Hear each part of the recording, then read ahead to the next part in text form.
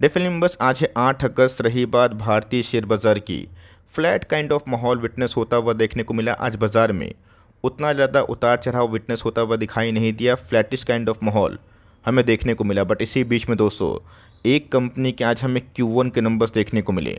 और दोस्तों, कभी कभी शेयर बाज़ार में बोला जाता है ना, कभी कभी क्या हमेशा, अगर प्रोमोटर सही निकले, प्रोमोटर के अंदर दोस्तों एथिकल वैल्यू आपको मिले और प्रोमोटर ऑनेस्ट रहें, प्रमोटर को पता हो कि आने वाले कल में उनको अपने बिजनेस को कैसा लीड करना है, वो शेयर होल्डर्स के लिए गैस वैल्यू क्रिएट करेंगे और किए भी हैं। तो इसी बीच में गैस एक कंपनी को हमने बहुत ही निचले लेवल से होल्ड किया और ऑफकोर्स हर एक बार में मेरी कमेंट्रीज को लेके फॉर लॉन्ग टर्म इन्वेस्टर के पॉइंट ऑफ व्यू से काफ़ी पॉजिटिव रही।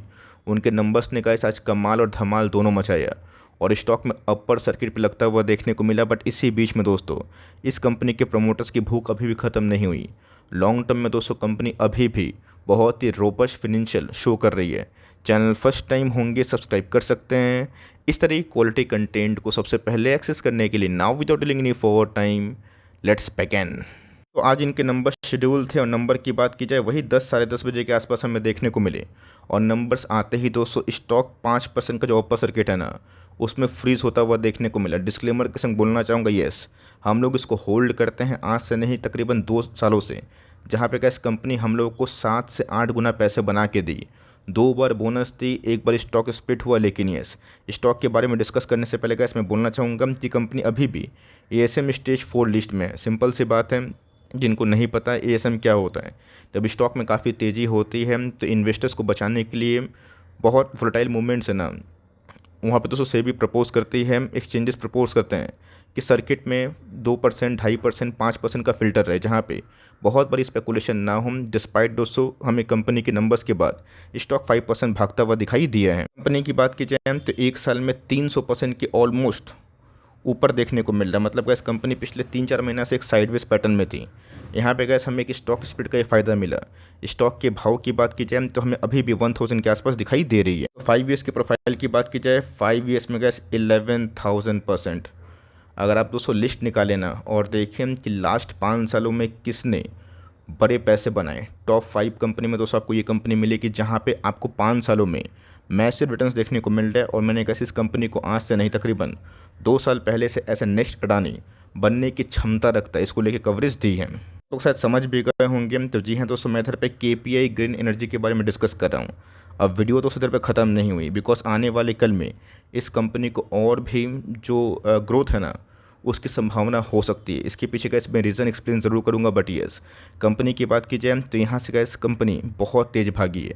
अब जिन्होंने गैस इस कंपनी को होल्ड किया ना, आसान चीज़ नहीं था, बिकॉज कोविड टाइम ये कंपनी गैस ऑलमोस्ट 70% से ऊपर ड्रॉप डाउन हुई थी।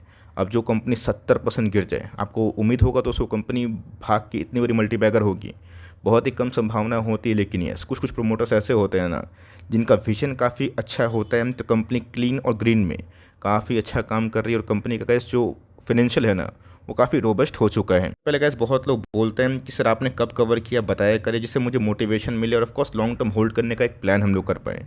तो कंपनी की बात कीजिए दोस्तों, मैंने आज से नहीं तकरीबन 9 सितंबर 2022 को फर्स्ट वीडियो लगाया था। मैंने बताया भी था कि कैसे KPI ग्रीन एनर्जी के पास वो क्षमता है जो लॉन्ग टर्म में आपको वेल्थ क्रिएट करेगा। 2030 तक मुझे अभी भी लगता है कि जल्दीबाजी में लोगों को नहीं बेचना चाहिए, बिकॉज अभी भी इस पूरे इंटायर सेक्टर को काफ़ी टेलविंड्स मिल रहे हैं। और मैंने बोला भी था कि मात्र 25 शेयर उठा लो, और जिन्होंने कहा मात्र 25 भी उठाए होते हैं ना, 2 बार बोनस और स्प्लिट मिलने के बाद उनके शेयर्स मल्टीप्लाई हो जाते हैं। में भाव की बात की जाए 918 के आसपास, आप बोलेंगे वेट सर उस समय भाव 900 के आसपास, आज के दिन 1000, तो वेल्थ कहाँ बने? तो जी हाँ दोस्तों, मैं बताना चाहूँगा कि 2 बार कंपनी ने बोनस दिया, एक बार स्टॉक स्प्लिट करके भी लोगों को फ़ायदा दिया है। हिस्ट्री की बात की जाए, आप देख सकते हैं कि 2023 में गैस जनवरी महीना में हमें 1:1 का बोनस मिला।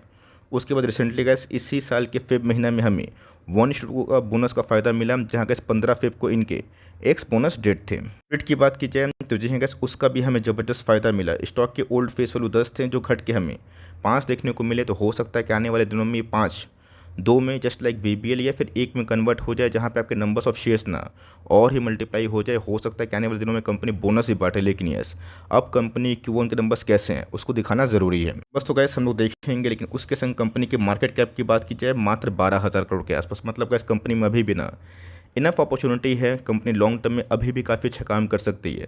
जब कंपनी की भाव की बात की जाए, बहुत छोटी साइज़ की कंपनी थी, तब से गैस हमने कवर किया। और एक चीज़ देखना बहुत इंपॉर्टेंट है कि डिस्पाइट इतनी ट्रेमेंडस रैली के बावजूद भी स्टॉक का प्राइस ट्रेंडिंग 60 के आसपास है, कोई 600 के आसपास नहीं है। बिकॉज कंपनी की ग्रोथ ना उसी हिसाब से हो रहे हैं जिसकी हिसाब से गैस कंपनी का प्राइस ट्रेंडिंग सिंक हो जाता है। कंपनी के आरओई आरओसी अभी भी बहुत इनलाइन और रोबस्ट है। दोस्तों बात की जाए कंपनी के टॉप लाइन की कि इस बार कंपनी ने क्या कमाल करके दिखाया, मैं क्यों दोस्तों इस कंपनी के नंबर्स को बहुत ज़्यादा हाईलाइट कर रहा हूँ, रीज़न साफ है। बिकॉज इस बार का इस जून टू जून ना आपको मैसिव जंप देखने को मिलेगा। मतलब 189 से 189 से सीधा हमें 348, माई गुडनेस, मैसिव उछाल दोस्तों।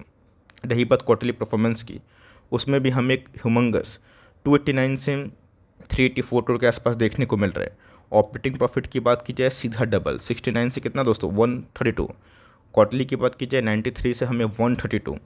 नेट प्रॉफिट की बात की जाए तो जी हाँ दोस्तों, कंपनी के नेट प्रॉफिट की फिगर भी हमें सीधा डबल होते हुए देखने को मिल रहा है 33 से 66।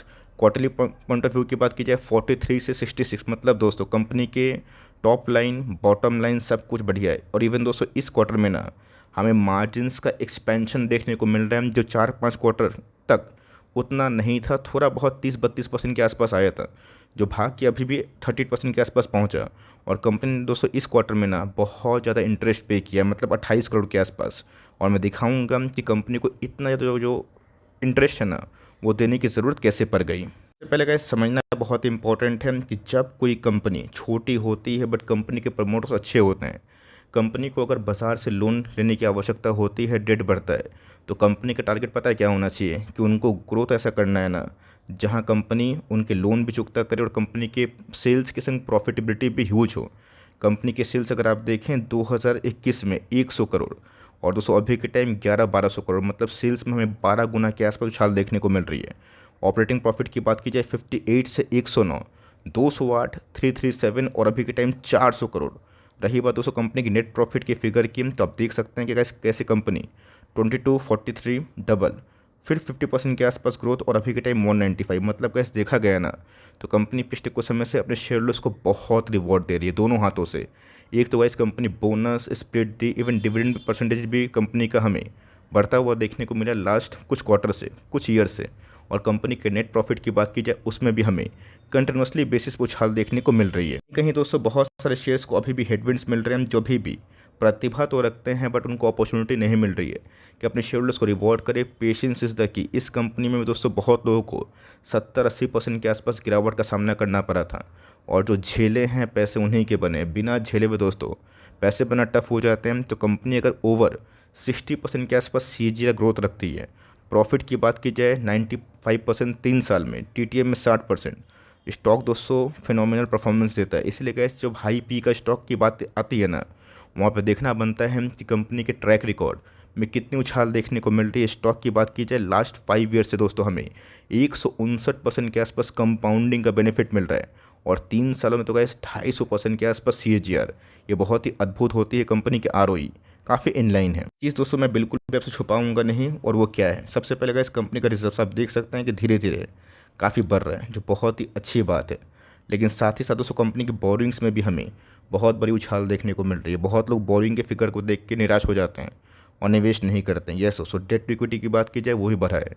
रही बात कंपनी के डेट की तो वही बढ़े है, लेकिन मैंने क्या बताया कि कंपनी को रिपेमेंट लोन का करना पड़ता है, इंटरेस्ट देना पड़ता है। बिकॉज कंपनी अगर ग्राउंड में मार्केट से पैसा उठाती है, अगर सही जगह पे ग्रोथ लगाती है ना, ग्रोथ पे वो फोकस्ड है, तो वेल्थ क्रिएट होता है। रिलायंस इंडस्ट्रीज़ की बात की जाए उनके ऊपर भी गैस एक डेट का बहुत बड़ा बर्डन था, लेकिन क्या हुआ, मुकेश अंबानी साहब को पता था कि इसको कैसे रिपेमेंट करना है। रही बात इस कंपनी की, यही दोस्तों एक रेड फ्लैग है। अगर आप उससे ओके हैं, आपको लगता है कंपनी के पास वो क्षमता है जो आने वाले कल में इसको घटा सकते हैं, तो मेरा ऐसा मानना है कंपनी अभी भी लॉन्ग टर्म में ऐसे ही वेल्थ क्रिएट करती रहेगी। नोटिस करिएगा कि जुलाई के आंकड़े हमें देखने को मिल रहे हैं जहाँ प्रमोटर की स्टेक अनचेंज्ड है।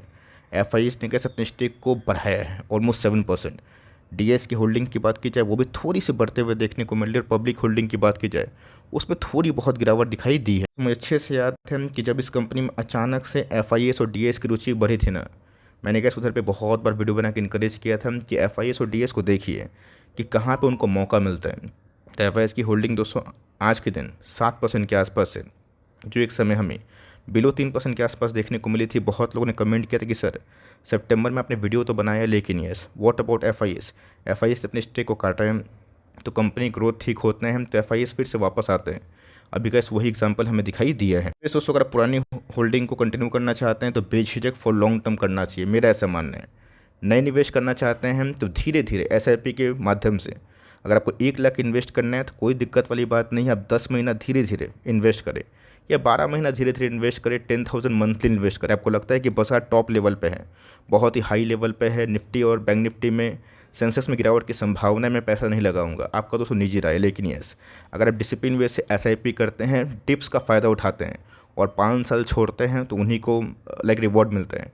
मैं सच बताऊं तो मैंने कभी सोचा नहीं था कितने कम टाइम में केपीआई ग्रेड इतना अच्छा पैसा बना के देगा। लेकिन यस इनके प्रोमोटर्स की बात की जाए, फारूक भाई पटेल जो बहुत ही विजनरी पर्सन है दोस्तों, और उन्होंने एक बड़ा एम्पायर खड़ा किया और वही हमें दिखाई दे रहा है। ये बात दोस्तों कंपनी के वॉल्यूम स्कीम तो आप देख सकते हैं कि ओके टाइप्स हैं। 1 वीक की चार्ट की बात की जाए, एक लंबा कॉन्सलेशन फेज देखने को मिल रहा है, और चार्ट की बात की जाए मुझे ऐसा लगता है कि 1000 के आसपास कंपनी जाकर अगर स्टेबल होती है और नंबर्स भी काफ़ी इनलाइन हैं, हमें क्या शॉर्ट टर्म में 1250 के आसपास टारगेट्स मिल सकते हैं। लेकिन यस वही कहानी है कि बाज़ार टॉप लेवल पे है, अगर कुछ यूएस यूरोप से जापान से कुछ नेगेटिव न्यूज़ आती है, बाज़ार गिरेगा तो इस कंपनी में भी गिरावट होगी और ये आपको लॉन्ग टर्म में खरीदने का मौका देगा। कोई बाई सेल रिकमेंडेशन मत समझिएगा, लेकिन यस कंपनी बहुत ही बेहतरीन है। वीडियो अच्छी लगी तो प्लीज़ लाइक करिएगा, चैनल फर्स्ट टाइम होंगे सब्सक्राइब करके बेल आइकन को प्रेस करना भी ना भूलिएगा। दोस्तों मिलते हैं जल्दी ही, तब तक के लिए bye. Thanks for listening friends, god bless you all.